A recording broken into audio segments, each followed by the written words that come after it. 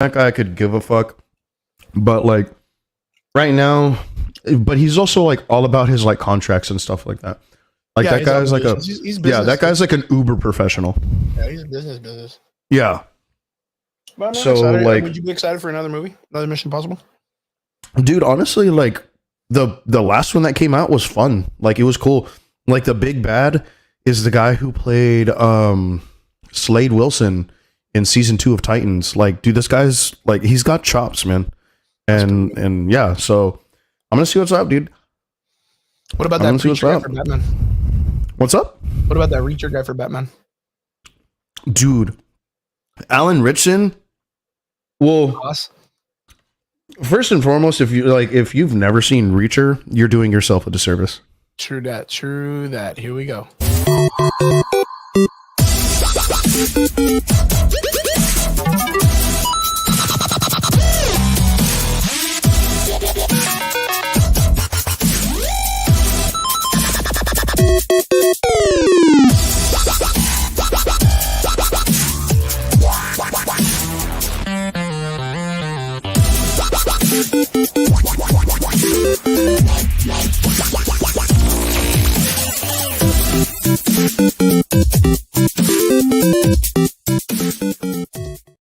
What's up? Welcome back. Sunday Funday with the Average Boys Podcast. It's your boy Crispy, and I am here with my co-host Trigger. Trigger, what is up, my dude? What's going on, dude? Chilling. Oh man, you know I had a good week. Dude, but this weather that we're having, oh my gosh, has fucked my business up wholesale, man. And let me tell you what. Well, so I work in the bar business, right? Yeah. You know, and dude, slow. It's been slow. You know, and on top of that, like what's even worse is that like not only is it slow, but like no one's doing stuff, you know. So like the good thing is that like people are not driving, right? Because like we live in the valley and the valley has horrible drivers. If this offends you, I don't care because you probably suck at driving. But the valley has absolutely the worst drivers anywhere in the country. And I've been all over the country, and when I'm like, I'd rather deal with Austin traffic, and people, and even Texans are like, I don't know, man. And I'm like, dude, come live where I am. You'll change that tune real quick. That's crazy. Yeah, especially with the building on the expressway over there in McAllen. Like, it's probably like the worst I've ever seen the valley look when it comes. Bro, I don't even go that way, dog. Yeah. I don't see a point in driving that direction. I usually just take the back roads and stuff. That's that, dude. That's the way to go. Yeah. So that's like, to me, that's like the safest bet. Yeah. Oh yeah. Yeah. Most def. Yeah. Taking the back roads. And stuff like that. You Absolutely. Gotta know the back roads, though, but most def though. This week we have Ultra Gamers Expo, which used to be Gamers Expo or something like that, here in the McAllen Convention Center. Big old video game competition. A lot of cosplayers. A lot of hopeful builders. Dude, and, if he ever did a BYOC, like Ninja Land did, I'd be all over that. I mean, that would be pretty interesting. That would be like the old school LAN style party kind of setup. Yeah, right? man. I don't know if they really push on that anymore, or I don't know what they would need, but apparently they got some like crazy setup for the internet this year, which is like VTX, like which is what you need. I mean, like for something like big LAN parties, man. You know, like you're talking like QuakeCon, and QuakeCon is done in the auditorium of like a hotel. A hotel, right? Yeah. I mean, it's cool, man. I mean, they've always been pretty successful with it every year, and I know you were talking about probably heading out to one of those this year. Yeah, next year I'm gonna try and head out because it's around every August, July-ish, around that time. Sweet. And it's done in Dallas, usually at the Hilton. And dude, I went in 2014, and dude, that event changed my life, bro. It is so good. Yeah, the only one that I've ever been to was like, I think we went to like what was it? Akon. Okay. Akon, yeah, also in Dallas. really, really long time ago, dude. Yeah. And MLG Gaming, they used to do in Austin way back in the day. Like way back. So yeah, but we'll start getting into what we're gonna talk about. Of course, I wanted to touch base on this real quick. Because you're a big fan. Dune 2 finally got a release for their runtime. Yeah, man. What information we got on Dune 2? I know you're a big fan, and we know you're all about it, man.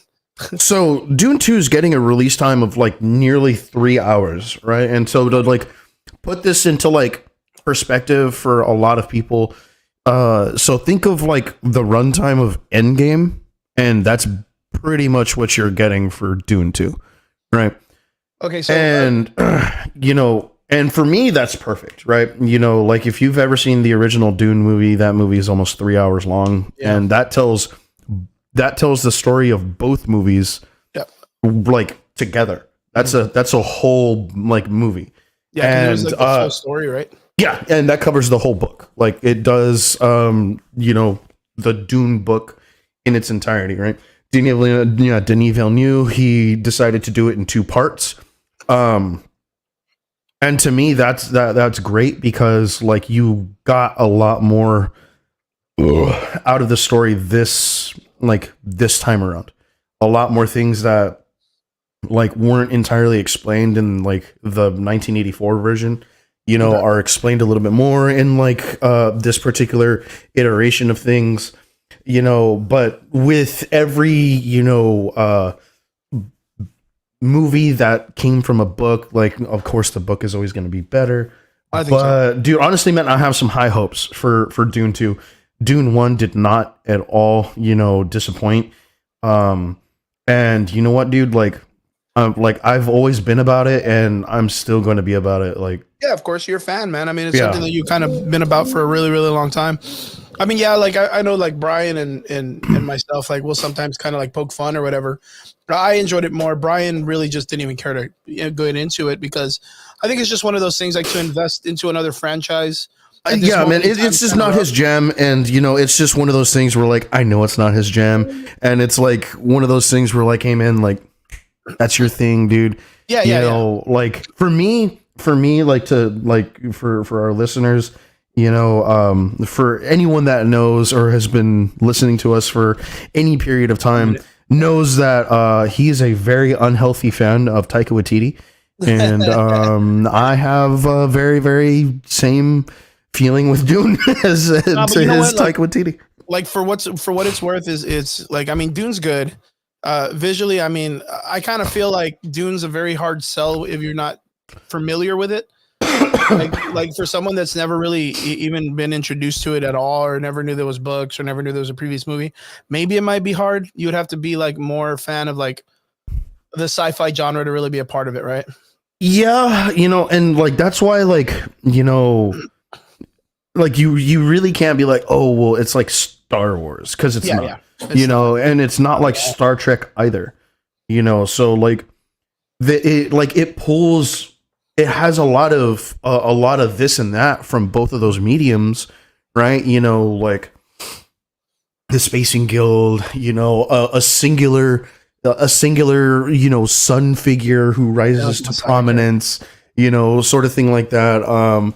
Magic. Yeah, magic, or even great deals of science to explain the world around you and stuff like that, like they did in Star Trek.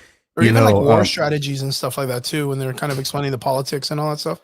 Well, I mean, like, Dune is extremely political and extremely philosophical, like, and borderline religious. Like, I mean, and depending on who you ask, it could be extremely religious. I mean, it's a lot of people say that it's like a coming of age story, but like it's also kind of like one of those things where it's like blind faith and what that does to a person.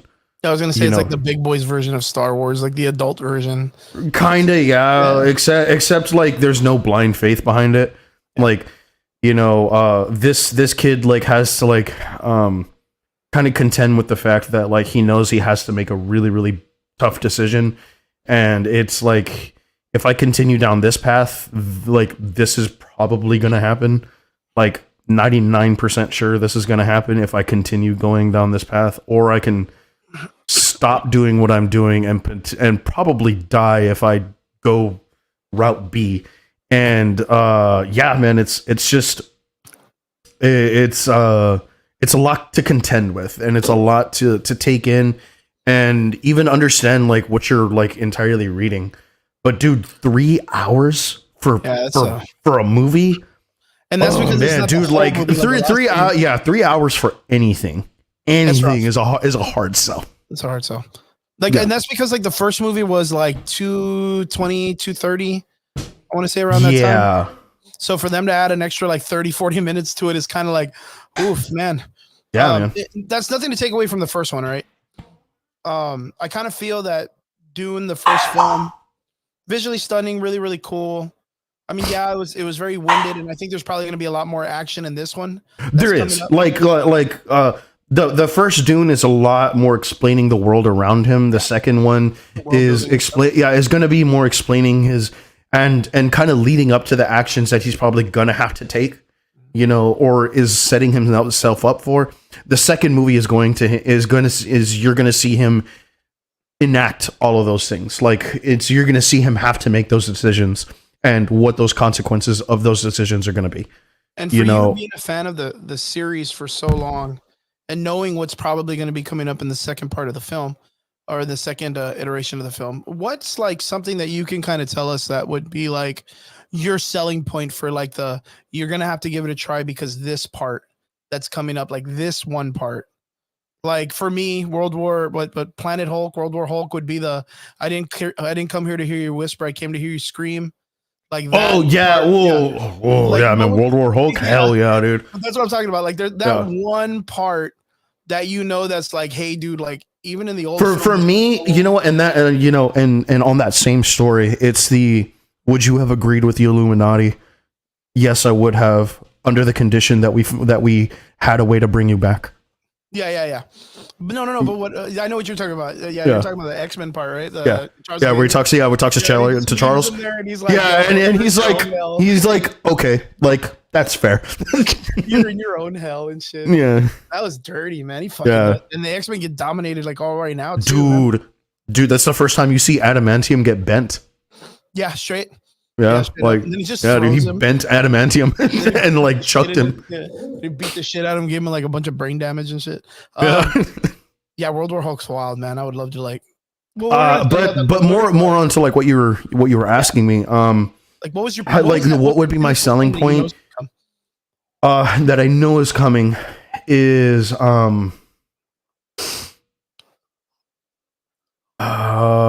I mean, you can use the trailer as a reference because we've all seen the trailer.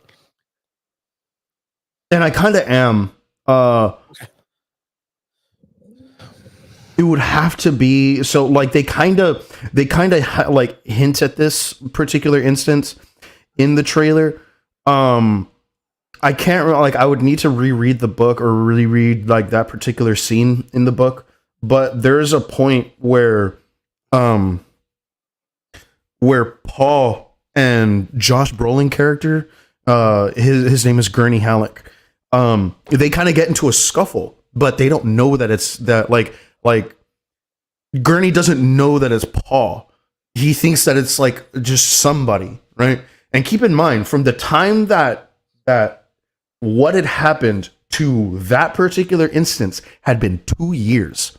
That it had been a minute, dude. Like Paul has been on the like. Let me give you some like. It's not a spoiler. It's sort of a spoiler, but he's been on the run for 2 years. By the time he sees Gurney again, because he will see him again.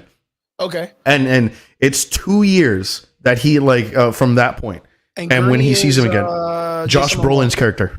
Oh, okay. I was like Jason. I know Jason Momoa came back in the first one, like towards the end of the film. Yes, and then he died. Like that's Duncan, Idaho, and he died. Oh, fuck. Okay. Yeah, I like that. Dude, I'll tell you, bro. Off screen, I'll tell you, man. That guy is beyond important to like the story as a whole. Oh, nice.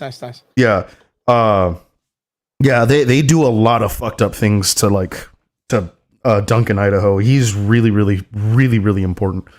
Well, anyway, yeah, they kind of get into like a little bit of a scuffle. And like Paul, I think, has an idea that it is Gurney, but like he like takes his mask off and like he shows himself, and like Gurney is like, Paul, and he's like, yeah, like what's up, dude? And he was just like, holy shit, you're still alive. And then they like, you know, like they're like, oh my god, like where have you been? And like then after that, it just becomes like Gurney Halleck helps helps Paul train the Fremen on how to fight like differently and how to like do things, and it More just like becomes a whole combative, nother like, thing, dude. Yeah, he kind of gets him to be a little bit more tighter, more united, Yeah, more like a unit. yeah. Good stuff, dude. Good stuff. Well, shit. I mean, I'm excited. Like, I mean, I told you before, I mean, I wasn't a big fan of the old film. I knew what it was about. I knew it was very like when I was younger, it was very hard to watch, to read. And the only Dude, thing that it's a hard watch now. Yeah. Like, No, dude, it's not I've a seen deal, that man. movie. I've seen that movie twice, and the first time I saw it, dude, I was drunker than shit, and I was just like, "This movie's amazing." fantastic. Yeah, dude, this was so good. And then I saw it again, like I want to say like 6 months ago or something like that. Probably not You're even. like- Yeah, you're and I was "Man, like, I'm tired." "Fuck, man, this is hard." I was like, it's no 'cause you already knew wonder what to I had to expect, drink and to see this movie. I think it's because you already knew what to expect. Like you knew all the visual stuff that was. I coming think out. I You knew all the did, cool yeah. You know, and it was one of those things where like I wasn't gonna get caught off guard. stuff. Yeah. You were gonna get wowed and shit. Yeah, like there wasn't like my biggest wow factor for the old movie is the fact that it's that old and it shows its dude, age. yeah. Oh yeah. Like, you know, like the shields you know, that like are shown in the new one, they look very fresh. It's a nice it's a nice CGI effect. Yeah, man. Dude, back in the day, it looked like 84, they're literally Minecraft characters. Just Yeah, dude, it looked dude, and it sounds horrible. yeah, it's pretty bad. Yeah, I mean, you can get away with watching it like the way we did like Wolverine Origins. Remember that fucking movie when they released it and it was all like no CGI at all? yeah, It looked really bad. Like that, I could watch Dune the original one based on that kind of mentality where you just want to watch it for like the silliness.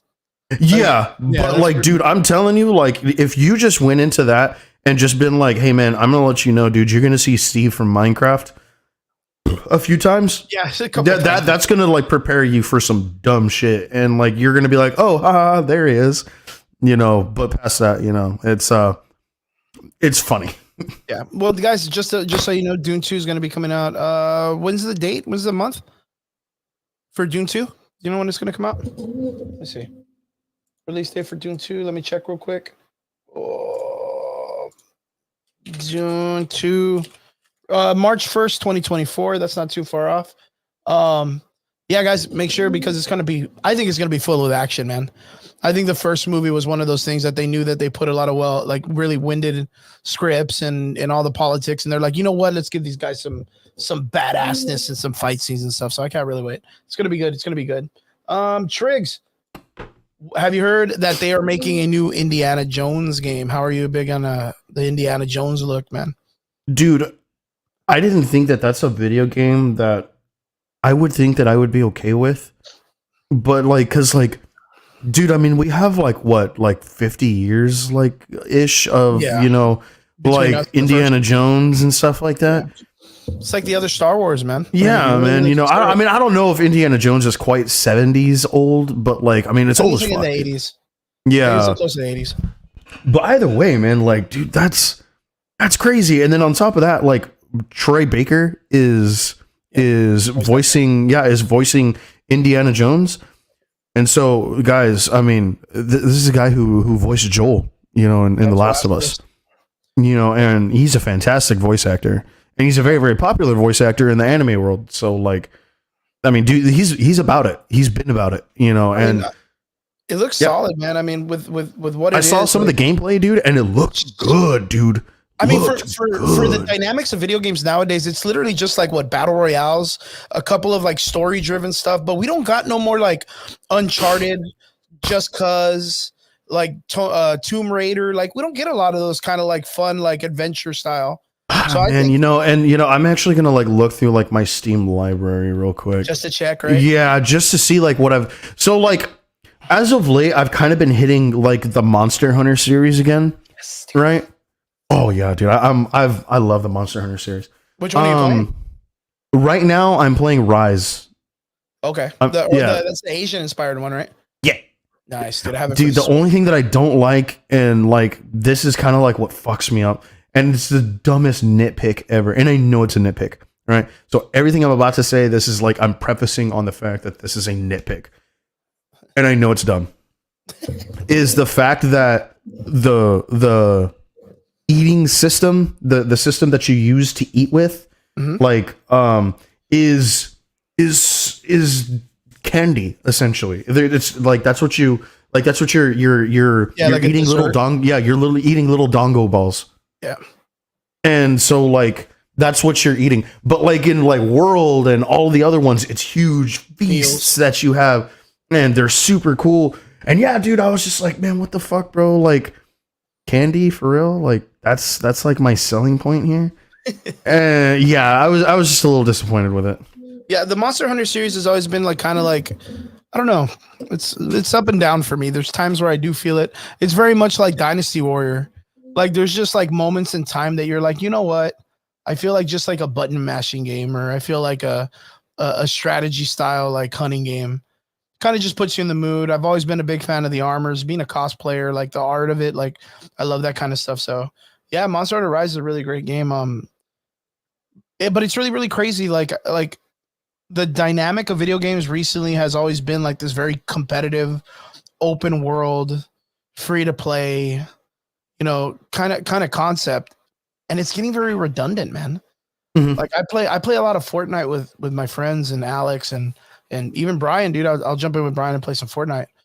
But like, I don't know. Like it's just over and over. So for me, dude, like when it comes to like games and me playing with friends, for me it's like the survival series.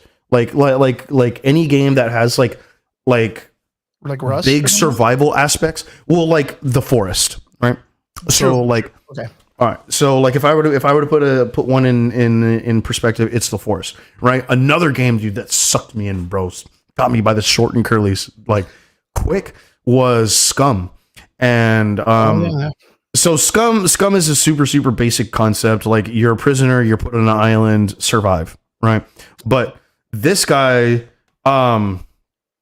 this story is that like the company that's put you there originally had a serum that could like cure any disease. Well, like when they were like putting it out, the first version of it turned people into zombies. Then they finally perfected it and they kept it and they stopped making it because like they had made too many. And so that's essentially what you are. Like you're a death row inmate that's been thrown on this island with like a bunch of zombies that they had created, trying to like perfect this serum. And dude, it tracks everything: your macros, your weight, your piss level, your shit level, your hunger, your thirst. You gotta take care of all that stuff. All of it, dude. Oh my god, that's all of it, dude. So much. Like the health of your weapons, the health of your ammo, of your mags, like of all of your tools, dude. It's a lot. That's a lot. Dude, Adrian, we are live. I was just gonna say, make a comment. David in the comment section, thank you for jumping in. Adrian, also, yes, we are live. Thank you for jumping in with us, man. Good to see you. But that's a lot of stuff to kind of maintain, though, isn't it? Triggs? What? That's a lot of stuff to maintain and stuff. Okay, so the cool thing is that like if you kind of know how to like make a little system for yourself, you can kind of roll through everything relatively quick. Okay. Right? So like yes, it tracks your weight. Yes, it tracks like your macros. Yes, it tracks like, like your hell, even like your vitamins and stuff like that. But very much like with dieting, if you know what you're eating and you put in your training hours, dude, you can actually be relatively fit in this game. Like, granted, it's going to take you a minute. Minute. And I mean like real world a minute. I think me and two friends, we spent a grand total of about a month where we gave the game about 4 hours a day for about a month straight. And dude, our characters were yoked. I'm talking like 13% body fat, like 185 pounds, just massive. Dude, but like we had crazy, dude, but like our stats were just up there, bro. Yeah, I was gonna say it's crazy that there's a game that's how much detail it has into taking care of your character. Like, Yeah. do you feel like that's a good system to have in most video games, or do you feel like, since that's kind of like the organic movement that a lot of these games are going into with the survival and maintaining your body and food and all this stuff, do you think that's a great way to have the format, or do you think it should be a little bit more maybe simplified or easy? It's very much simplified. This is one of those that, like, you get into this game knowing exactly what you're getting yourself into, right? Okay. I think the system that, like, the Forest has, the Sons of the Forest, you know, that particular series, that's perfect. Track what you eat, track what like track your sleep, track your food and your water intake. Everything else kind of balances itself out, right? You're too hungry, you're too thirsty, your stamina goes down, your strength goes down, you're too sleepy, your mental health deteriorates, sort of things like that. So, like, one system will affect another system, but once all of it balances itself out, you're like peak.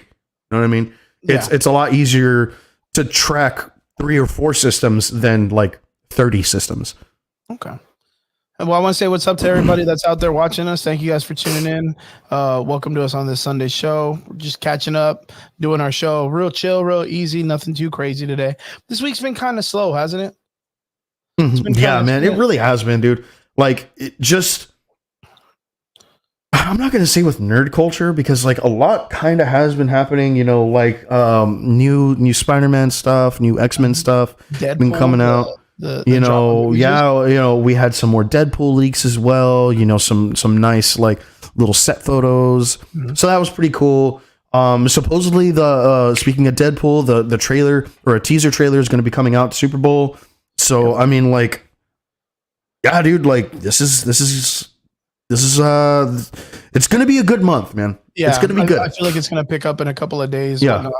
But yeah, it's real crazy. Like, I just saw those pictures of Deadpool and stuff, and I don't know. I mean, it looks all right. I mean, we really haven't gotten too much when it comes to like the pictures and the leaks, but I know that someone already apparently got the trailer that they're going to release for Super Bowl, and there's a lot of people already talking about some of the stuff that's been released in the trailers. I haven't really caught up on it yet. Kind of waiting for the opportunity just to watch the trailer as is. Not really like out there really searching for spoilers, because I just don't want to be. I don't want to be disappointed. And the reason why I say that is because of course, like the handling of some of the characters in recent streaming services from other series, which would be like the Netflix series, the way they handled Kingpin and Echo. Like, yeah, man. It's one of those things where it's like, it's just the handling of all of that. Like okay. But in Echo's defense, dude, like, you know, like we didn't really shit on Echo last week. Yeah. You know, but like, because like, honestly, dude, my biggest thing that I'm going to give them is the fact that they put it all out at the same time. And you know what? It was so refreshing, dude. It was so refreshing. Oh, man, dude. Congrats on that, dude. Right? That was like straight up good. Adrian, I actually do like watching trailers. Really, like, it's for me, it also kind of tells me if I should be hype or not. But at the same time, I also don't give myself too much of it.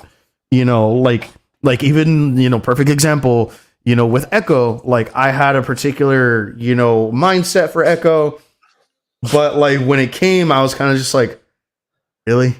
Yeah. Really? That's so funny. It's a good way to put it. It's a really good way to put it. Yeah, like my biggest concern right now is last week we got some pretty important news, which was the Daredevil character that was in Echo and that has been in the series of Marvel so far is canonically the same as Netflix. Yes. So like that like Charlie Cox's Netflix Daredevil is the exact same one that we have seen in the She-Hulk. In the She-Hulk show. So with that, like, how do you feel like how they've used the Daredevil character in these recent shows? Like, do you feel like it's like it feels like the Netflix series, or do you feel like they're just using it as a cash grab? A little bit of both, but like at the same time, like now, like if you rewatch season 3 of Daredevil, now we have a somewhat of a definitive answer as to why his color scheme is different. Well, his all red one was pretty burnt. You know, like the fact that a serial killer wore his costume and killed a lot of people in that costume. Yeah, I never even so thought of that. like so. I mean, he's gonna have to change the color scheme, right? Now he's back to his original color scheme. You know, for the people who didn't know, he was originally yellow. But you know, the fact that Vincent D'Onofrio is coming back, the fact that you know, Foggy and Deborah Ann Wall, you know, Karen Page, they have a possibility of coming back. People are like, "Oh, John Bernthal, dude." I haven't heard any actual like reportings that he actually is going to be coming back. So I leave that one kind of on the table. There's no way they leave that guy out. He's such a hoss, dude. There's no way. That would be the biggest I want to believe. ever. I want to believe. And you know what? I'll just let myself be surprised. How about that? Yeah. I'll say that it's not happening, and then if it does happen, sick. Dude, I'm always one of those people that's like prophecies and all this other stuff. There's no way, bro, that they would leave him out. Like that would be the biggest. Like if they want to make money, like that is the guy. Like that is the straight up. Yeah, but dude, like think about like how much they're gonna have to nerf him now. Oh, dude, that's the part. And you know what? That's like you did like you. I mean, unfortunately, you have to take some of the good with the bad, right? Yeah, you know, but like that's you know, like what do you do with a guy who literally ripped a dude's face off by pushing it against a broken mirror? Yeah, Jigsaw. Yeah, and you know what? Like that goes to what I wanted to bring up in this conversation is if the Netflix series is now canon, who do you think deserves the opportunity to come back? Because like literally everybody I've just said. Because dude, Iron Fist was not. That was like literally what Disney was. It was like, Garbaggio, dude. Can you imagine? Can you imagine that? That was like a precursor to what Disney was going to do with Iron Fist. Like I feel like they can't do him any more wrong than that was. Exactly. Right? You know what I mean? And everyone fucking hated Iron Fist. Hated the fuck out of him. Like he was the worst thing. And then the Defenders came out and man, was that like a ball drop, dude. Like that was like, dude, but you know what? I still have a good time with Defenders. I rewatch Defenders like once a year, dude. But just because like it's like the only thing that saves it is the grittiness from Luke Cage and from Daredevil. Because if you don't know, Luke Cage in season 2 is brutal. Yeah, he's nuts, dude. Brutal. Like setting people on fire and just executing women just wholesale. Just send it. Full send, dude.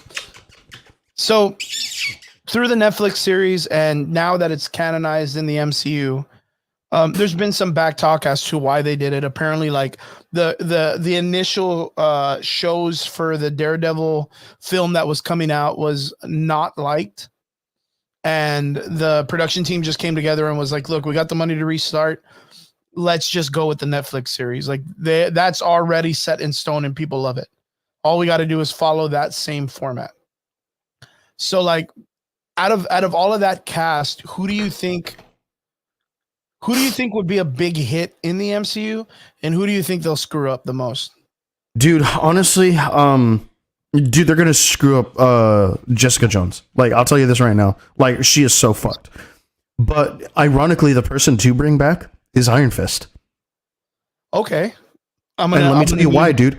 Let me tell you why. Because this will be a great introduction or reintroduction to Shang-Chi to bring the MCU into like the Defenders way and show that there's like an actual bridge between the two of them outside of just She-Hulk or, you know, Scar and, you know, the Hulk and, you know, Daredevil being around and stuff like that. I think it would be a great way to introduce all that, or even Kunlun and how that has some sort of weird celestial technology behind it or some shit like that. What you know is what I mean? Called the 8 cities or the 7 cities of Kunlun or what is it? Yeah, or some shit like that. Remember that shit back in the day?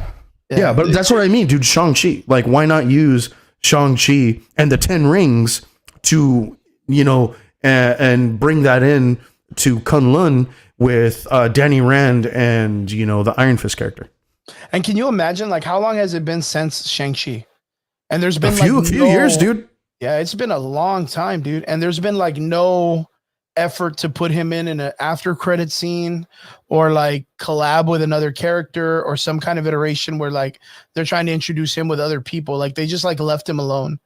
Like I think having the Netflix series with Daredevil and all this stuff gives a really good opportunity for them to kind of cross over Shang-Chi more. And I think, Shang-Chi might even be like a really great entrance for some of these like Daredevil. That's what I'm talking about, dude. Yeah, man. Like, dude, like, why not use Shang-Chi as a street level? Yeah, as a good street level entry for these street level like characters. True. I really, really think that like Shang-Chi not being an Iron Fist would be super fucking slept on. Yeah, that would be a fucking, again, like just huge letdowns, dude. Huge layups that they have that are opportunities for them to like. Yeah, but dude, like that's also like you and I like going into a writer's room or like going into like go pitch to Kevin Feige and they're gonna be like, you don't think that's played out? And I'm like, bro, I think you're played out. I think you're very played out. Yeah, I think you're played out. Yeah, it's been a while. And then like not only that, you just mentioned it right now, but like She-Hulk, dude. Like She-Hulk, like their whole thing. And remember, we talked about this when it first came out. I voiced my opinion super hard. I voiced my opinion enough about that show that a good friend of mine that's known me all my life was like, wow, Chris, you've been really like over masculine. I've over masculated recently. And I was like, what do you mean? And they're like, yeah, like everything that comes out that's like girl power you hate. And I'm like, no, that show was bad. Like that the show was literally created by the director to attack the fans. Like to attack the fan base and let them know that it's not about us. It's about what they want. And it's like, why would you attack the people that spend their hard money to keep you going? Like, and now look at it. She-Hulk 2 canceled for the second season. I didn't think it deserved to be canceled. Like, and that's because I didn't like it. I think it would have probably done better. But that last episode, god damn that last episode, dude. I go back to it and I'm like I get a fourth wall break. Like I do. I understand. I mean, you and I have been in this comic book game for a long time. Yeah, 20. Yeah, dude. We're. I mean, like both of us are probably hitting close to 30 years at this point. Yeah. My favorite, and it's not even comic book worthy, dude. But my favorite fourth wall break is still to this day Zach Morris, dude. Like Zach Morris is, the way he breaks the fourth wall is like, it's the best, dude. It's the best. Saved by the Bell hit it really, really well with him. But like, her whole thing was like, she literally, if that's a real power that changed her entire last episode, there's nothing that can stand in her way as a character. Yeah. Like typically, like you put that kid chick in a film, all she has to do is break the fourth wall and jump out of your TV and go unplug the television. And then boom, there you go. She won or whatever. But like, again, like the entire production team was about attacking the fans and attacking the people that are trying to encourage it. Dude, and that's what really like pisses me off with like a lot of these actors and actresses nowadays where they're like, I mean to disrupt the natural balance of things. And I'm like, why do you have to do that? Like, what does that mean? What does that mean? First of all, like the first thing that comes out of your mouth is, I'm going to fuck with the natural order of things. Probably isn't your best bet.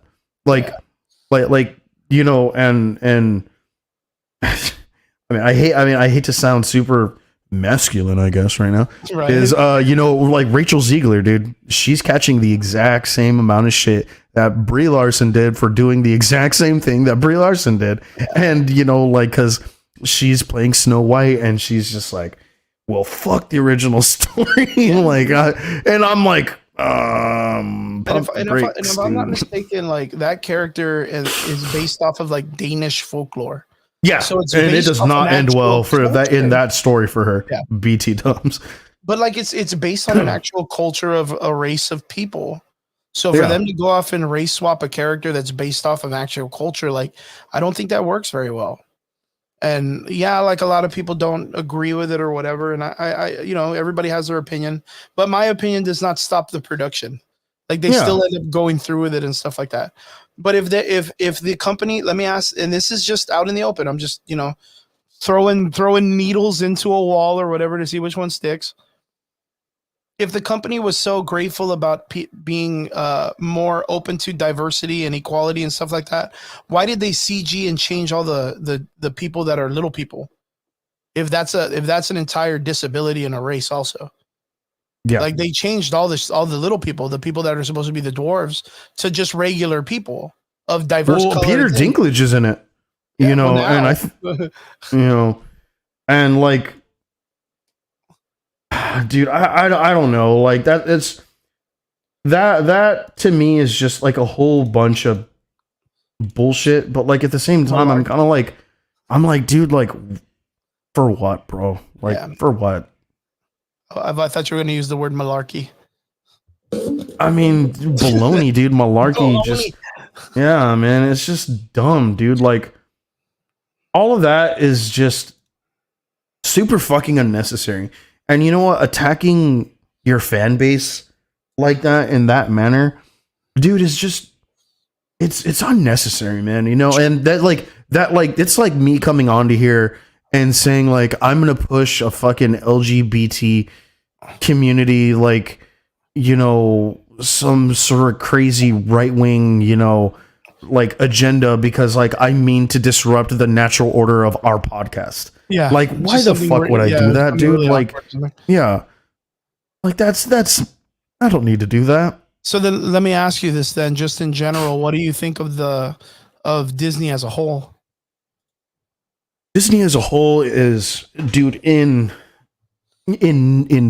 desperate need of redirection all over the place, dude. And you know what? Like, Papa Iger is supposed to, like, you know, fix a whole lot of things, but like, I think he walked back into a whole lot of mess that Bob Chapek left him. Okay. And dude, you know what, man? Like, I get it, man. Like, you are trying to unfuck a whole bunch of situations and stuff like that. And I know that it's not easy, but Jesus, mother of God, it is bad.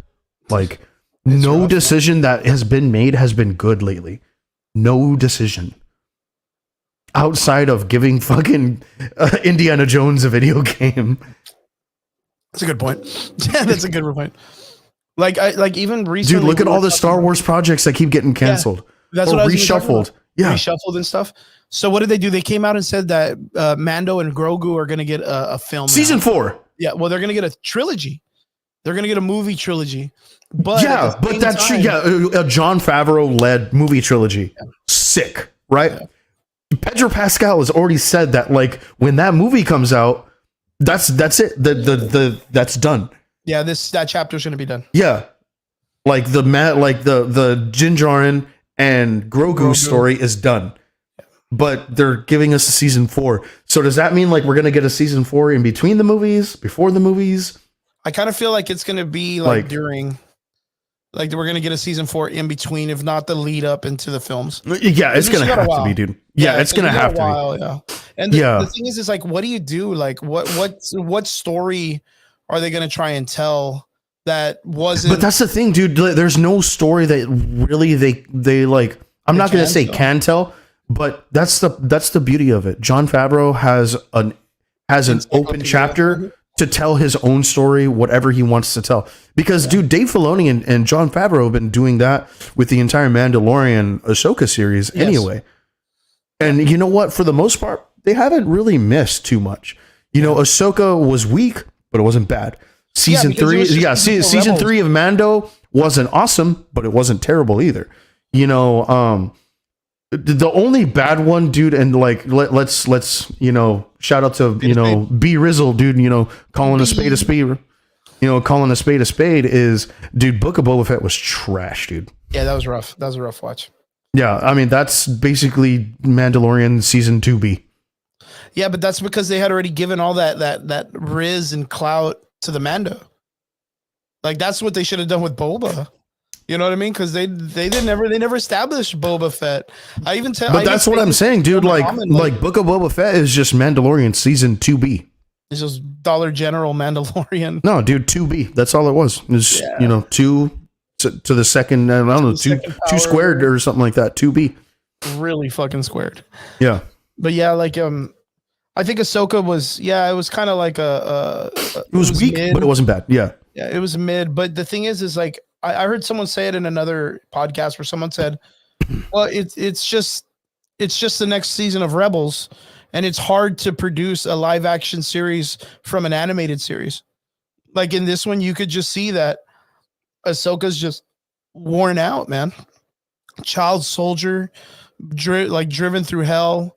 You know, was taught to be with a bunch of stormtroopers who later tried to kill her and screw her over. And instead of her just wiping them out because they're clones, she had a connection to them, so she wanted to save them. She wanted to save all her clone troopers, so she went like the extra mile to like get them unconnected to the Order 66 stuff. Like there's so much that this child went through. You know what I mean? Like I think in that interview, the person said that they felt that Qui-Gon Jinn and Ahsoka were the only two characters that were real children of the Jedi Academy. Like the ones that were really about being actual Jedis in the Force, like raised in the Force. Yeah. Everybody else was like, you know, dealing with all of this like aficionado, like real like gravitas of every character. Obi-Wan was very like, since he was young and vash, there was no way he was going to be able to be Anakin's teacher because he himself was still very like, there was an arrogance to him. He wasn't humble like Qui-Gon, where he knew that he had to have patience. Like Obi-Wan didn't have patience for Anakin. That's why he failed him. So like, there's just like, you know, there's a lot that Dave Filoni has been able to kind of like, I guess, flesh out. And my biggest thing is like, we should be getting our Thrawn story. And that's what I'm which we are like, but the Thrawn story very much, and I'm not going to say like the Skywalker series, right? Or the Skywalker story, because Jesus, Mother of God, they dropped the ball the last 10 years. You know, needs to be taken care of. Yeah. Correctly. And then on top of that, it needs to be handled with care. You know, Thrawn was such a like out of left field character that like I'd have to say that is definitely not true. I'm gonna put definitely not true. He's making some good points because like with this one, this one surprised me, and I'd like to know, like Adrian, if you can put in the comment section, I'd like to know. I think she did a fairly good job, but what do you feel like your casting would have been, or what do you think they should have done more with the character? That's interesting. Yeah, no, I believe people actually are very critical. I mean, there's a reason why like the Star Wars fandom is looked at very negatively. And that's why it's like almost split down the middle, like for show, dude. Like, I would have to greatly disagree on that. But I mean, hey, I get it, you know. But like to my original point is that the Thrawn story was like a huge hit in the books, huge hit in the books, you know, and it was just one of those things where it never got a proper ending either. And now then they canonically like, you know, brought him in with Rebels and stuff like that, and like they made him canon, and dude, yet again it slapped, like it hit, and a lot of people said like Ahsoka was what, season 4 of Rebels, and I agree. Season 4. Yeah, I mean I agree. It essentially is. Like as an animated series, I think that would have been fucking fantastic, but as a live action, it's a hard sell, man. It's a hard sell because you get to actually see these people like trying to act out all these roles that you're not used to, like seeing that kind of stuff. Yeah. So, but overall, like Disney's in a bad position right now, man. Yeah, man. Even their MCU, their number one selling like franchise, like franchise, the MCU is not doing well either. You know, it's hurting. Yeah, there's really nothing ahead of the curve right now that I'm really looking forward to anymore. Like I mean, they have what, the Captain America New World Order, Thunderbolts, like there's really nothing that's really catching my eye right now, or at least like for what they've been putting out, nothing has really been like, you know, keeping up for me. Yeah, and I agree. You know, Audrey wants us to go see Madam Web, but she wants to see Madam Web before Dakota Johnson and Sydney Sweeney and Isabel Merced, and like before they get the casting. No, like Like, no, she wanted to see it after the casting. Like when she saw that they were playing, you know, who they are in it, you know, or that they would be in the show or like in the movie, she was like, oh dude, I gotta go see this. Like I love these actresses. And so I was just like, cool, like let's go. Do you think Madam Web's gonna be a what do you think? Yeah, I was gonna say like I mean, brother, I'm expecting no better than a 6. Yeah, all right, that's hardcore. And you know what's funny? Okay, so we got a picture in our group chat, and this is the thing. I don't know why they do this, but I'm just gonna shoot this out in the dark. We got a picture in our group chat from a friend of ours, Biggie Rob. Right, Rob. Shout out to Biggs. I don't know where he's at. He's usually in the comment section, but dude, yeah, man. The fact that he ain't here, man, like, bro, we got to give him a call or something like that. He's out there with the ladies and stuff, right, dude? With the mommies. I posted up a picture of the guy that's going to be apparently playing Uncle Ben. Right, who is in Madam Web, who plays a paramedic alongside the girl that is going to be turning into Madame, that's pretty crazy to know that everything's that well connected to each other, right? Like, yeah, and Ezekiel Sims is weirdly enough like wearing a Spider-Man costume. Yeah, wearing a Spider-Man outfit early and shit. But apparently, like, there's a picture of Uncle Ben being circulated where he has a little like it looks like a fortune cookie thing. And apparently this is going to die. Yeah, you gonna die. Uncle walking down this street. Yeah, you better, boy. November 2nd. You better stay in the house. Don't walk by that wrestling show. Yeah, don't go down the city, man. Apparently this is going to be a scene in the film where he's going to reach into a fortune cookie and he's going to pull it out. And apparently this is where the big reveal is, where he got the with great power comes responsibility. That he got it from a fucking fortune cookie. Oh, dude, why would you dude, that would, you know how like, okay, I'm not even how that much big of a dick slap that would be, dude. That would be so upsetting. I'm not even that big of a Spider-Man fan, but if they water down the entire like motto of Peter Parker's Spider-Man to a fucking measly lunch break fortune cookie, that's gonna be so sad, dude. I don't even know why. Dude. Like, that would be very upsetting. Like, why? Okay, why do they, as in they, the productions and the directors and all of these people that are coming up out of the woodwork, why do they feel content in offending or like diluting or perversing the original characters we came up loving and falling in love with and looking up to and role modeling? Why do they do that? Like, why do you think they do that? I think honestly, man, and like I kind of hate to say it this way, but I think it's to try and keep up with the times. Okay, you're gonna have to explain that. I wouldn't even know how to. What do you mean? Well, because like very much like yourself, dude. You know, like if you really look, like take a look at you, Chris, right? You need an explanation for everything. True. And a lot of the fandom, same way, kind of needs an explanation for everything. True. Like, I mean, like one of my favorite stories, dude. You know, is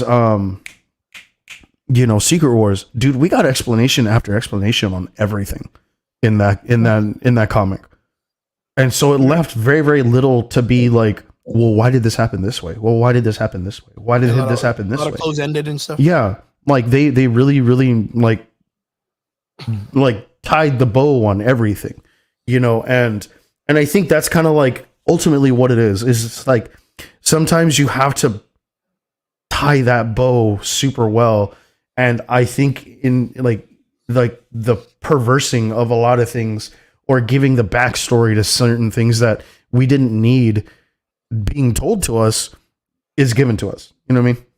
Yeah. But dude, if that does happen, and the fucked up thing is I see it happening. Yeah, is where too. Like I very much see the Uncle Ben and him and you finding out that like originally he was gonna be with her or something like that, and then like he finds May later on, or like she tells him like maybe you should talk to this girl instead or something like that, just to like perverse it even more. You like, oh, dude, like I said, man, like I don't know, like I'm not gonna say that my hopes are not high for this, but I'm gonna go in with the most open mind that I can have, as I always will. The lowest But- expectations possible, dude. Yeah, that way I cannot be disappointed. That way I could be like, oh wow, they remember their lines. How good. Yeah. How good. Wow, they remember their Spider-Men. How good. Yeah. Spider-Women or whatever. Yeah. How great. Fantastic. Yeah, that's always been one of my things, man, where it's like, you know, speaking of the Spider-Man series, I've always kind of told this, and I've been saying it for a pretty long time, that I truly believe that Tom Holland's Spider-Man is going to be the one that gets killed off, and they're going to replace him with a Miles, right? Right now, memory-wise, him understanding who every villain is, knowing their pretty much almost their backstories because of what happened in the last film, and everybody getting their mind erased and him mind erased, and him keeping his. You know why I don't think that he's going to get killed off? Yeah. What's up? Because they just brought him back. Well, I mean, they did it to Chadwick Boseman, and he literally passed away in real life, and they should have like recasted him. Yeah, well, they haven't done. Here. Yeah, but to be fair, they haven't done shit with Black Panther since comic book wise. Yeah, well, they can't. Well, in the comic books, yeah, sort of. But yeah, I agree. There's really not much that they're doing with this character, but that's a lot of characters, man. Because you look at right now, right? Like they just released, and the reason why I think this is because our Tom Holland Spider-Man, Aunt May dies, and right now in the video game, Aunt May died in that one with their Spider-Man. Their Spider-Man has Spider-Man and Miles Morales' Spider-Man in the same universe, and I think like in the next video game, they're gonna actually kill off Peter Parker's character. Because of the way that this video game has been accepted by the community and the young kids, a lot of kids in this generation believe Miles Morales to be the actual Spider-Man now, where Peter Parker was always a Spider-Man and Miles was always this character that they kind of created and threw out because they wanted to have more diverse characters and they needed him to be, connected to some character that had a huge fan base already. So that way they could just put a Spider-Man name on it and they can sell whatever character in the title. It's the same thing we did with like Captain America, same thing they did with the Falcon and all that stuff. But the thing is like right now, the younger generation truly believes that Miles Morales is Peter Parker. Like that's crazy to me. They just literally created a story. What's up, Caesar? Good to see you in the comment section. Just wanted to break character real quick. See what's up. But they literally just, and we talked about this too with the Spider-Verse. Like the Spider-Verse comic book wise is a million times 180 degrees in the opposite direction of what they gave us. Like it has nothing to do with the animated series, but the animated series is so fucking good with what they did. But that's also like kind of like what solidifies like my point is the fact that like, dude, if you just tell a good story it'll work. It'll work, but you need to know how to deliver it correctly. Deliver the story. You know, like you know, Spider-Verse, right? We already have an established Spider-Verse comic that hit right. It hit the ground running and it did very, very well. Very, very well. It sold relatively well. They're using essentially the exact same fucking name and somewhat of the same premise. Yep. You know, for some of it, changing things here and there, but like a big chunk of the story is somewhat still the same. They're traveling the multiverse, being chased by a scary eater, a scary person that can eat you. Fucking Spider-Man 2099, practically and shit. But like it's super crazy because like now with the release of the second video game, it just so happens that Miles Morales is now in the Venom symbiote story, which he never was even. He was not even a concept during the Venom story originally. Well, I mean, yeah, but like now, like, you know, but to be fair, was it the last big Carnage story? Like you find out that Miles also had a codex at one point, and I'm like, when the fuck did that happen? Well, like for me, like when I found that out, I was like, when the fuck did we get ice cream? Like, when the fuck was this? So wait, because Carnage took over Miles or gave him a part of the Carnage symbiote, right? Which put him in the Carnage symbiote. Yeah, but he's in the Carnage symbiote codex, and Venom was the other one because remember they were like in the Venomverse story, they were like enemies or like those two alien subjects. Yeah, but like at the same time, because Carnage was is a part of Venom or was a part of Venom, they share the same codex. Yeah. So what, like, if they've ever been touched by a symbiote that originally came from Venom in any way, shape, or form, so Scream, Toxin, all those other, you know, Ravager, Blazer, Taser, all the Azers, you know, Carnage and all that, they have a piece of the codex. And like somehow or another, fucking Miles went into this, and so that's why that's why when I saw him in this one, I was just like, all right, cool. Like they already venomized him somewhat already, so like this was just going to be a really, really good, you know, See, he gets it. Adrian's like, but isn't that like crazy with all the IPs? Like, it's a hot mess. It really is, dude. It really, really is. It's like Sony's writing their own shit, and then they have to make MCU. Miles and everybody kind of play together. It's hard, man. It's really hard. That's why I say just leave some of them alone, dude. Like you really fucking don't need to, you know, because like all of this, like, oh, we're trying to like make everything connect and all this other stuff. Cool, bro. Like, man, when Kevin Feige found out about multiverse, man, he hit the ground running. Fucking came all over the place, dude. He just came. That's all it is. I can just do whatever I want now. Yeah, dude, that's super nuts, man. And you know what? That even reminded me. You're a big fan of Nova. Huge. And there's talks of bringing Nova. Do you think it's kind of too late in the game to bring him in right now? No. Do you think they still got time before like Secret Wars and all that shit? That would have been the perfect time to bring him in. The fact that they didn't was stupid. Well, they haven't. Well, the Secret Wars is still coming, man. Well, no, I meant with like Endgame, because like that's when they should have brought him in. Yeah. You know, Infinity War and Endgame. Yeah, I mean, you know, like why would you not? You know, with that. Yeah, no shit, right? Why would you not have Nova in the fucking story already? Yeah. But so right now there's talks of having Nova. What's up, Brian? Brian D in the comment section. Good to see you, my dude. Calling a spade, bro. A spade. Yeah, there's talks of them bringing Nova right now, and they want to do like like a standalone, or like kind of like the way they did Echo, where it's like a Marvel special presentation. They want to give you like its own standalone character and its own piece of the universe that doesn't really connect to anything. That's so disrespectful, dude. and apparently the casting rumor right now is Ryan Gosling.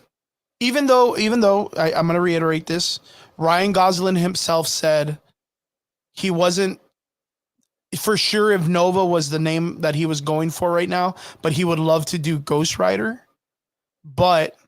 And we know Kevin Feige would be like, yo, fucking, if he wants that, I'll totally give it to him. We want Ryan Gosling in the MCU.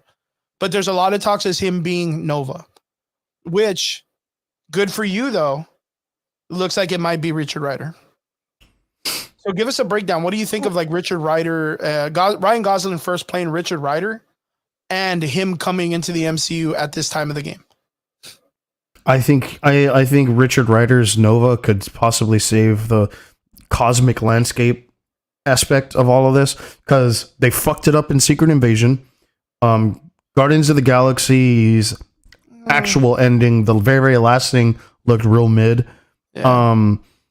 Fucking, who was it? The Marvels, the way that ended was really weird. So, like, do they need something here? We already had it. We already had it. Don't worry about it, guy. Yeah, don't worry about the Dune talk. We already had it, Brian. Yeah. That was like at the very beginning. Yeah, don't worry about it. You know, yeah, you're gonna get me mad. But yeah, man, like that's my thing. Like, dude, they need somebody to save the cosmic landscape of like the MCU, because it ain't gonna be Thor. Yeah, no shit. I mean, and that's because like we almost lost Chris Hemsworth as an actor in the MCU because of the debacle from the last film, right? So well, not just that, dude, but like, you know, like, I mean, really, dude, like he's already been saying that because of like what's going on with him and his predisposition for certain things, he was going to be taking time to slow down, you know, and spend time with his family. True that. So where do you see in the overall like landscape of the MCU, a good arc for Nova to come into the story right now? Oh man, you know what, dude? I actually think it can be a bit of a two front, like that actually connects several pieces. Okay, so we know that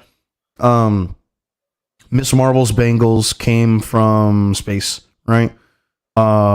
This was also somewhat confirmed in Shang-Chi, so we have that going on, right? We could use the Fantastic Four to kind of analyze all of this, give a more definitive answer on all of things, on some of those things, with Richard Rider being like, "Oh, I've seen shit like that, like in my where I've been. I've Kinda seen like those things before." Kind of like the what's his name from the Green Lantern Corps, John Stewart, or not John Stewart, but what's his name? The main guy. What's the fucking Green Lantern? Hal Jordan. Hal Jordan, like Hal his Jordan. kind of concept, right? Where he's like, yeah, I'm an international cop or intergalactic cop. I've seen some shit. You guys wouldn't know. You're humans or whatever. Kind of like real jerky and shit. But like, I mean, from the last thing I think, I was gonna say from the last. Like, if I got that, I wouldn't be mad. Because the last thing that we remember was like Nova. Well, no, not Nova. What is it? Nova? No. What's the name of the planet? Xandar. Xandar was decimated by Thanos from the Infinity War saga. That's where the Power Stone was, or something was. One of the gems was there. But that all I believe is supposed to change after they changed the timeline and Thanos got killed off before the Guardians. So Xandar should still be okay. What do you think? Dude, so it would also, but with him like destroying Xandar, I would have to say that like this also kind of gives us a way to say like, oh, this is how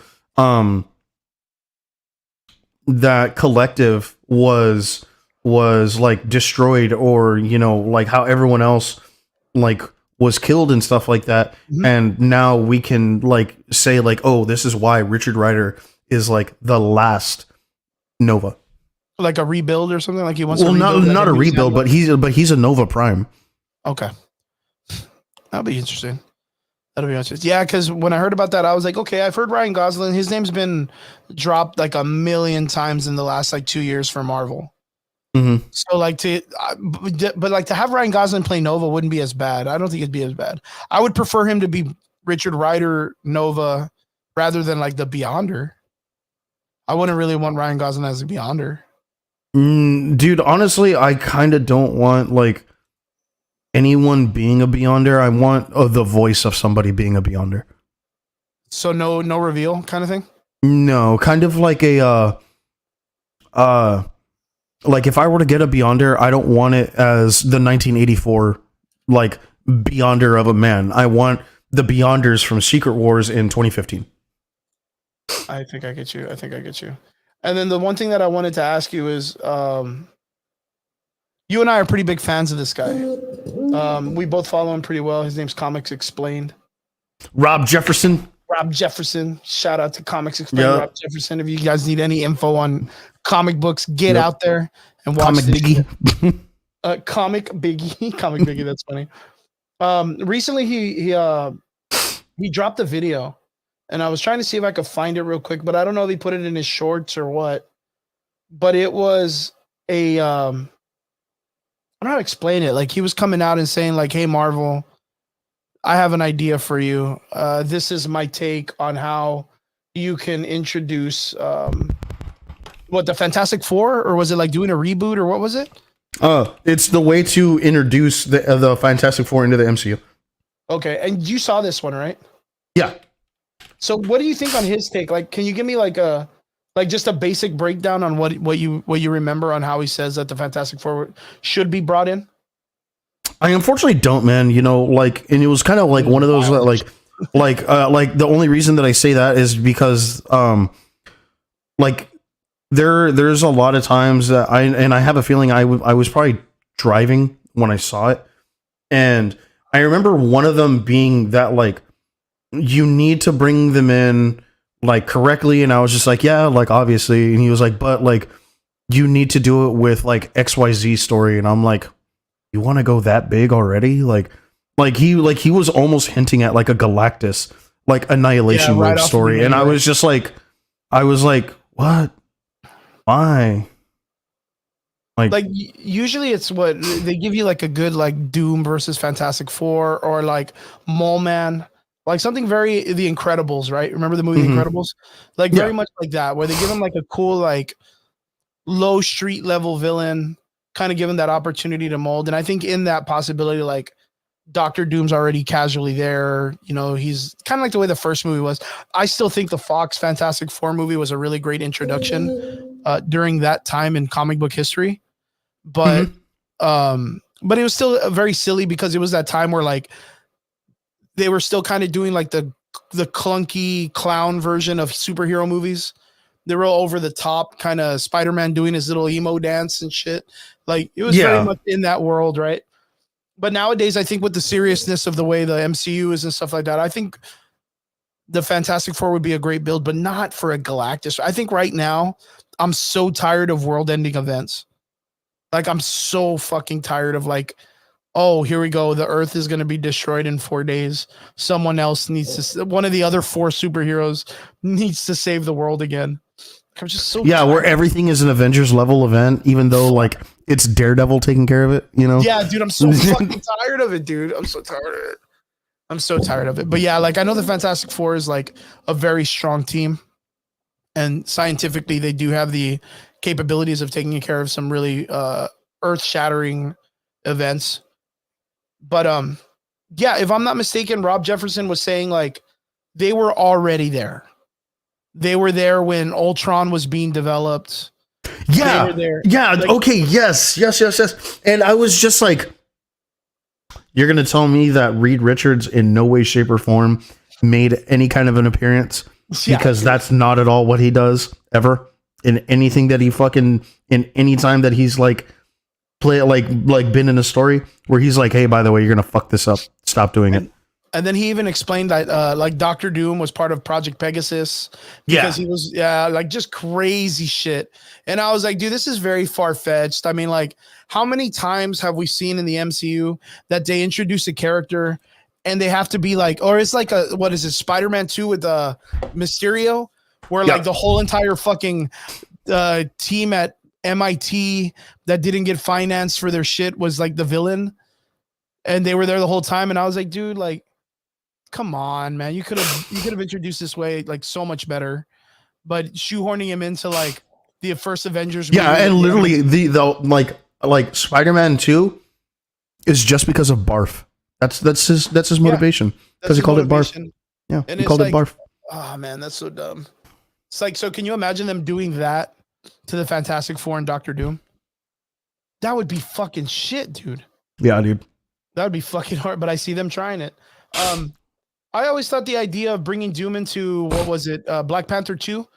Like, you know how they talked about having him in the background where he was like trying to get Namor and the Black Panther, the Wakanda people to fight each other? Yeah. Like, I thought that would have been an interesting like Thanos introduction where he's on like the throne and Earth. If you to go after the humans is to court death, and you get that cute little smile that he does when he turns around and shit. Like, kind of like one of those wink and nods that Doctor Doom is in this world. Yeah. But like you said, like those two characters are so big of themselves. There's no way we've never heard that they're alive in the universe with as much stuff that has happened. Like, just imagine the what is it? Avengers Infinity War. Yeah. The fucking spaceship that shows up in the middle of New York City, right in front of Doctor Strange's house or whatever, the big circle one. Mm-hmm. Like, bro, the Fantastic Four would have been all over that bitch, dude. Like, just that's one of those moments they would have been like, oh, science or whatever. You know what I mean? Like, Yeah. it's just too much. It's too much.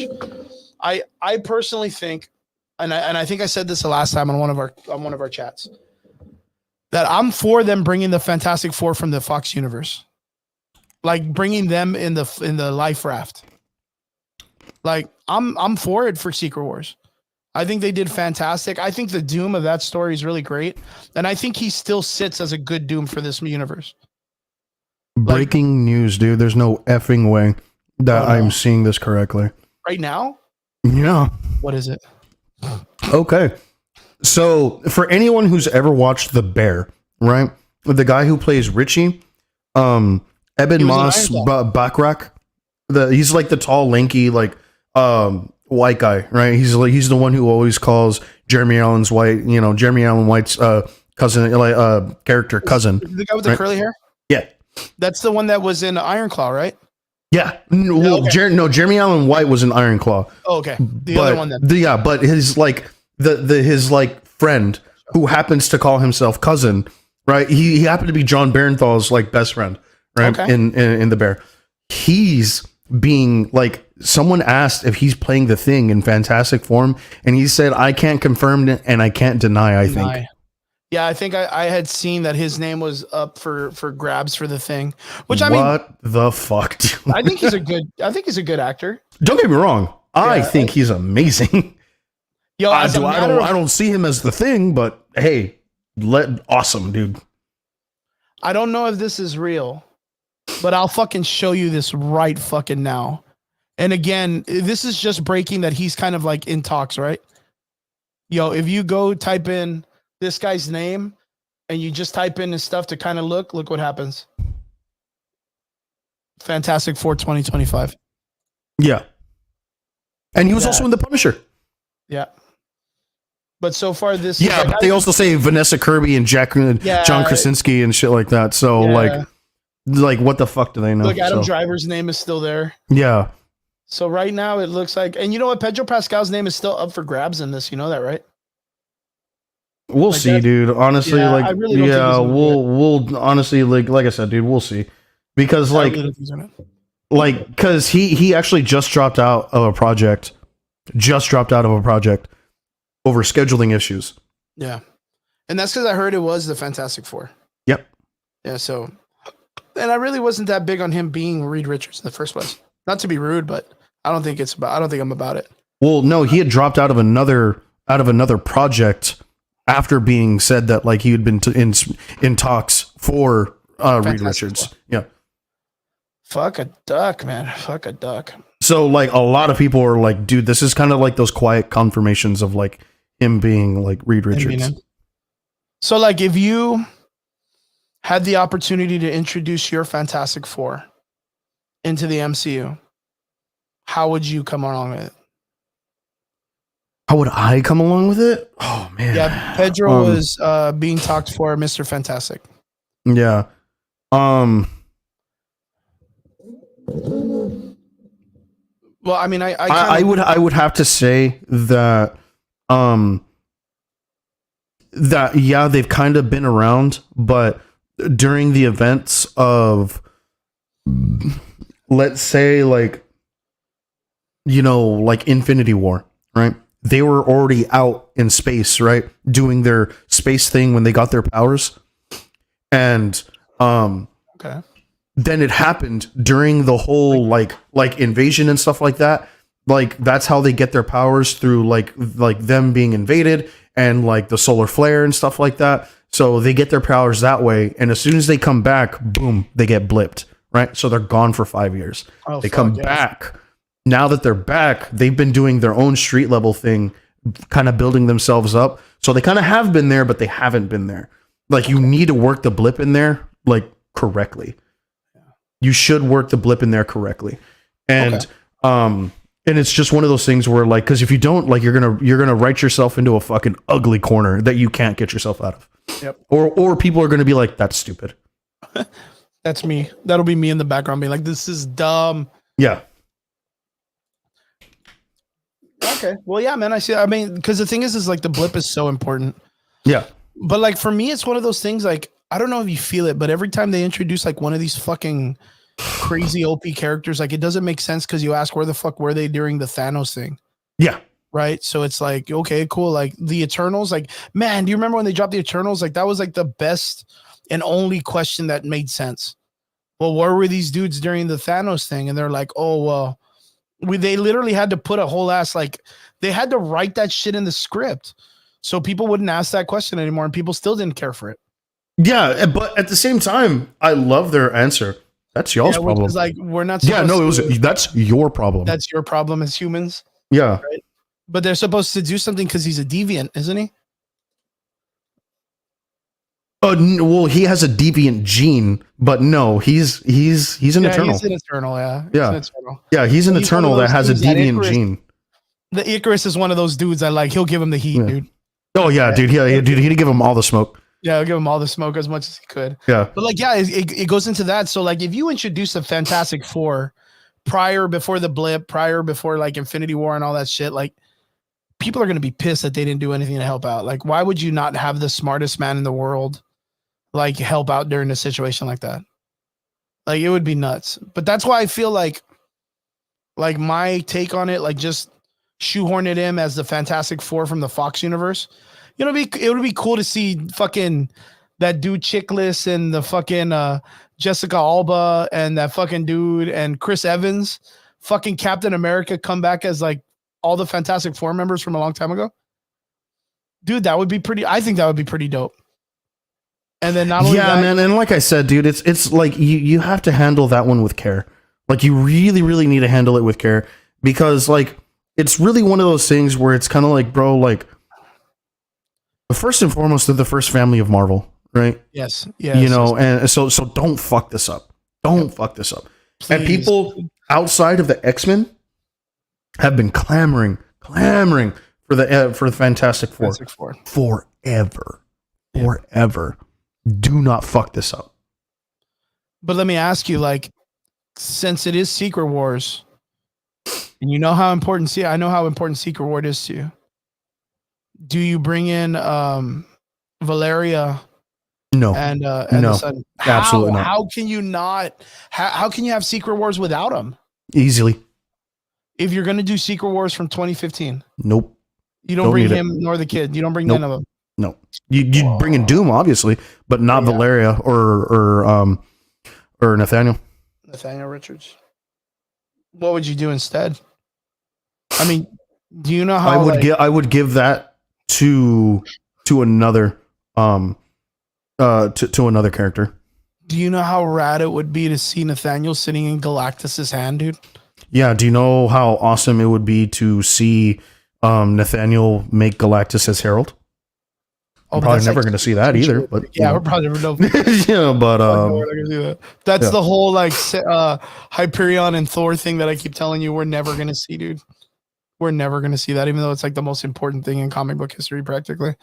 But yeah, I don't know, man. I would think that you would introduce them with the kids, especially if the reboot's going to have the X-Men and you want to start it with Krakoa and all that other stuff already kind of being like prevalent in the story.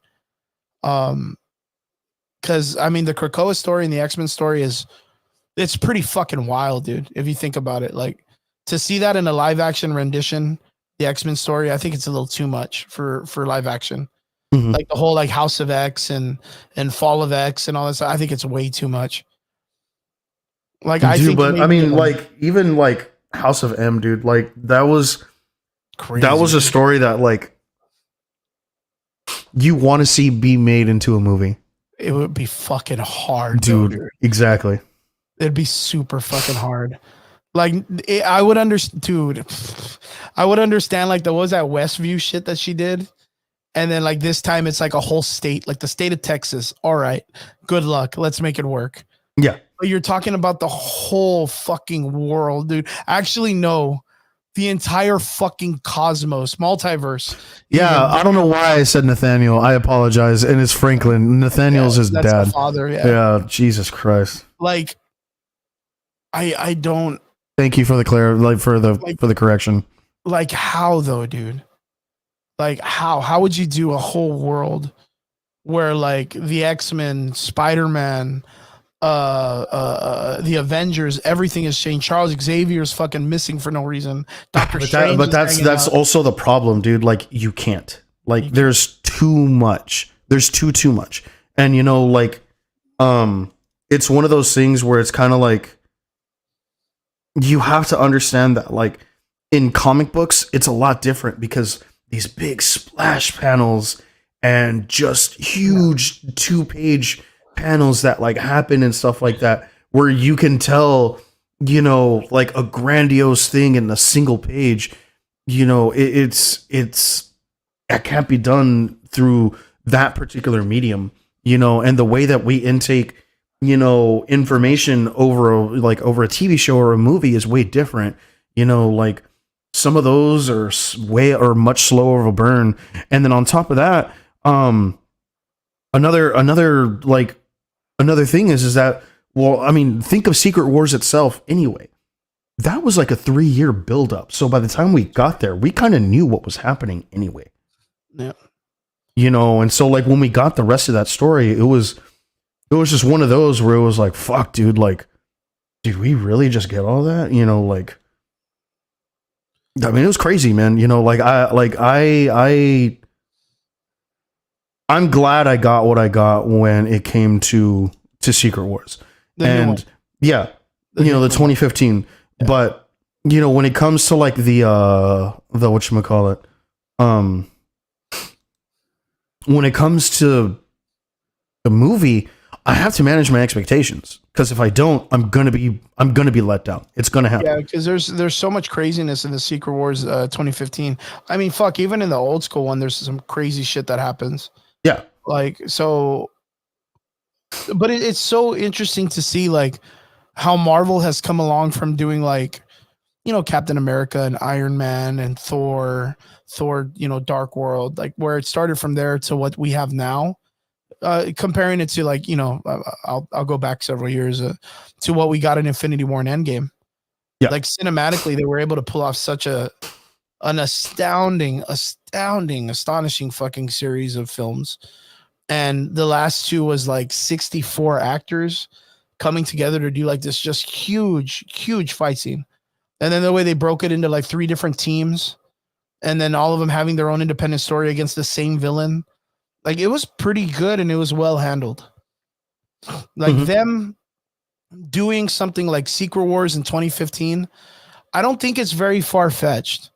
If they I'll tell you what, if they can pull it off in Deadpool 3, if they can pull off the Void in Deadpool 3 with all the multiversal characters and all the random like cameos that we're supposed to practically be getting throughout the Deadpool series, if they can get it to work there, they get a format for Secret Wars like bifold.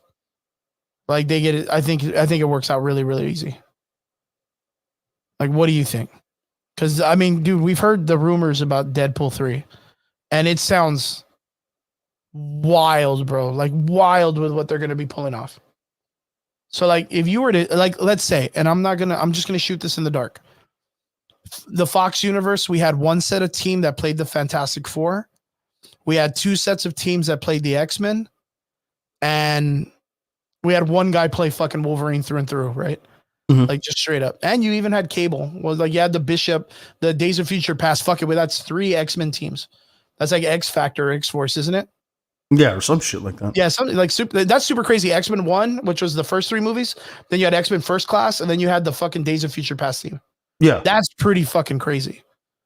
And most of those characters are supposed to be making a cameo in this, including the origin story of Wolverine.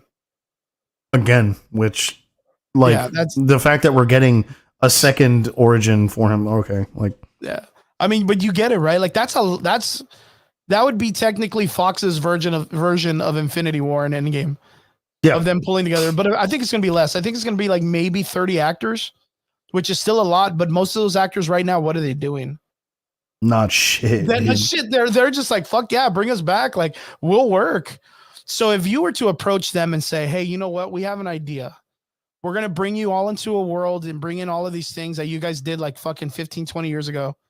We're going to put you on a planet like fucking Gladiator, American Gladiator or whatever, with Ryan Reynolds, Deadpool, and Hugh Jackman.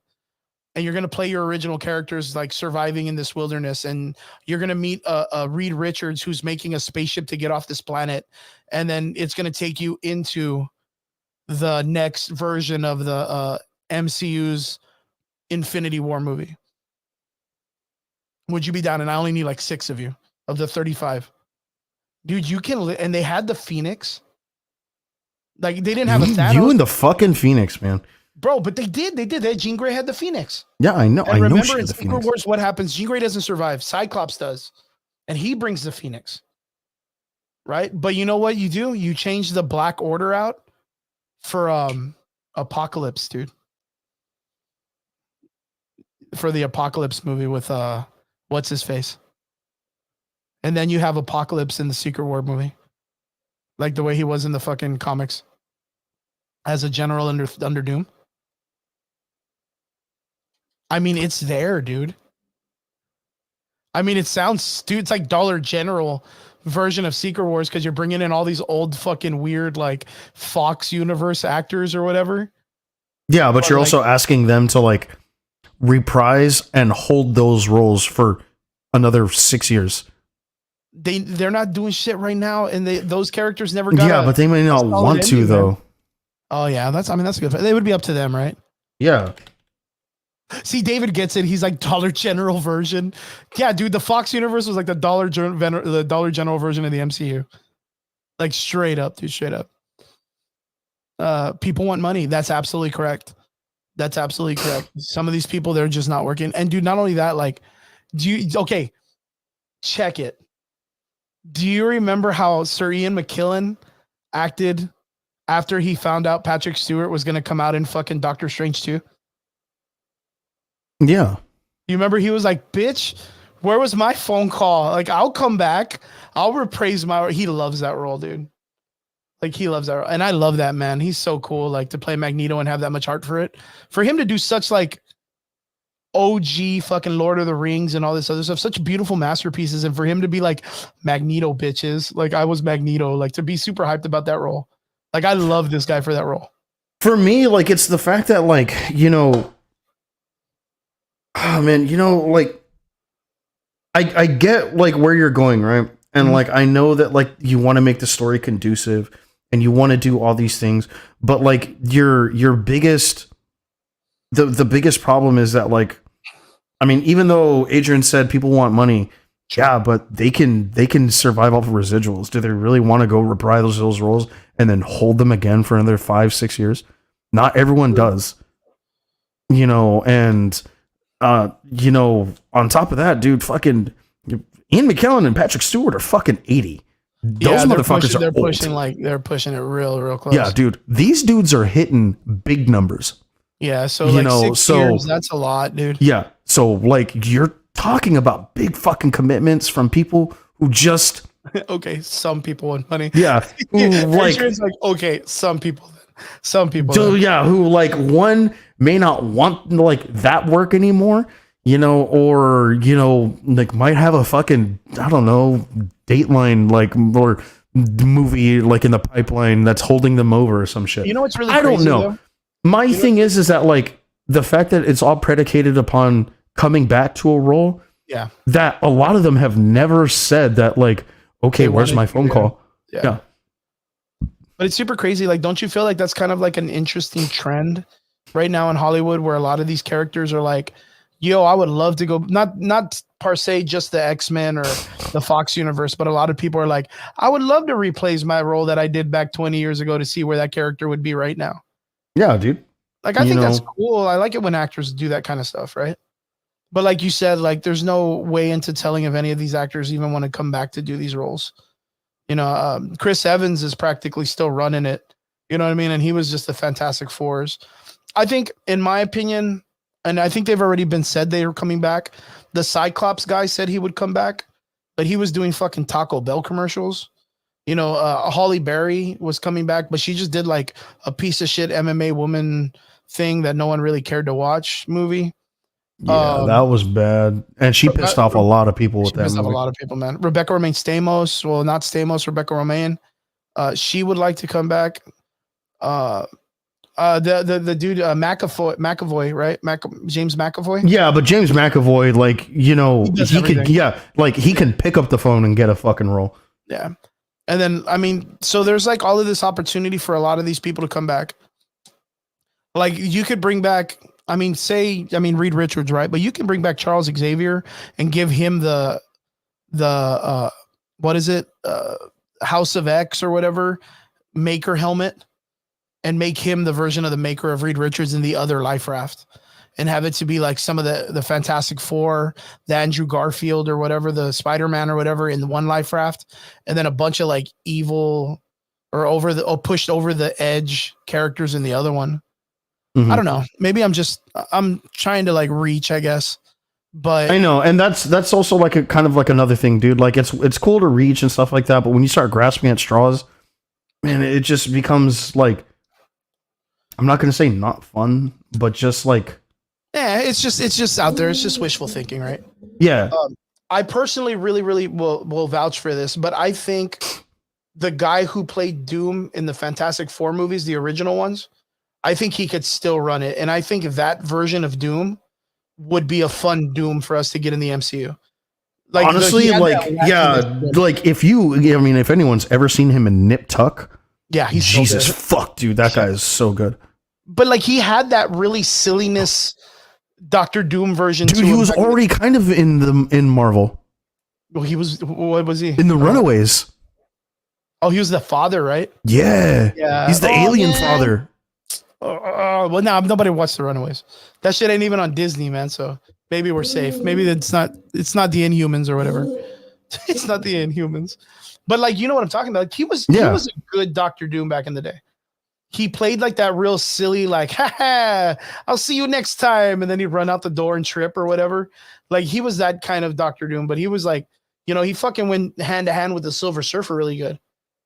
And man, that Silver Surfer did really good. Also, that guy, he was the one that played Abe Lincoln from he played Abe Sapien in Hellboy. Yeah, from Hellboy. So good, man. Yeah, dude, that guy, he was Pan in Pan's Labyrinth. Yep. I mean, dude, he's been all over like the lanky, weird, like, it'd be cool to trends, see him come back too. Yeah, I think it'd be pretty cool because, man, my God, if there was anybody back in the day that got shit on and not got a good send off, which was that Silver Surfer versus Galactus. Like, that was probably one of the most like let down moments in comic book history. Like, don't get me wrong, dude. To me, it's not even that one. It's the Morbius versus Blade. Did they wait? That was an animated series, though, wasn't it? Mm-mm. When did we get a Morbius versus Blade? When did we get that? Is that in the live action? Yeah, the first Blade movie. The alternate ending was him coming out of the statue thing, or out of the building, and Morbius is on the other building watching him, and he put the sword out. Real? Yeah, and he put the sword out, and he was like, "Hold on, I gotta go, be right back." Yo, Deacon Frost was a hoss though, dude. Yeah, dude. The first villain in the first movie, and the second villain too. That fighting dude. I forgot his fucking name.